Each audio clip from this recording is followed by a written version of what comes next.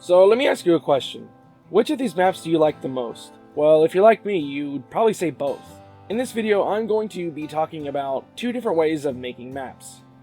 The one on the left is what I like to call flat design, and the one on the right is what I like to call the hill design. Although it doesn't necessarily have to involve hills, it just means that there are places that you go up and down. Now, if you're stuck using the RTP graphics, it's kind of important to use as much detail as possible, and to make sure you take advantage of the neat little feature that RPG Maker MV has, where it allows you to put two layer B and up tiles on top of each other. If you're not using MV, then you can use events to stack them on top of other tiles as well, and pretty much get away with the same trick. Using this, you can accomplish some interesting things. Now, speaking of events, as you see in the right there, I have these sort of tiles that look like they're underwater, and that was achieved using a trick that I explained a long time ago, and if I can find the video, I'll link it in the description, or as a comment pinned.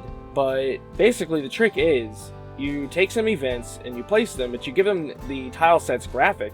You can do B and up, I believe. And what you do is you make a parallel process, and what you want to do is in the parallel process, you want to set move route for each of the underwater events, and you want to change their blend type to multiply.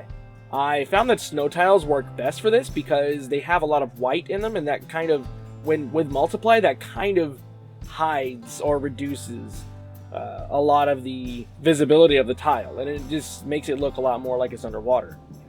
Now, you might be wondering why I'm not saying one map is better than the other, and that is because flat mapping doesn't always mean bad mapping. Like, if you had hills on every map, that would be a pain.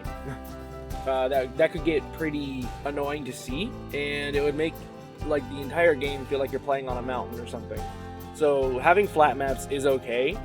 And if we're honest, I didn't do that great of a job on the flat map, but making a flat map look good is actually a lot harder than I thought. Now, as for detailing the map, you want to, obviously have trees, of course, for outside planes like this, and some grass and some dark shades in the ground if possible. And you can also do good with some shading in the water as well, which I didn't do in the left map.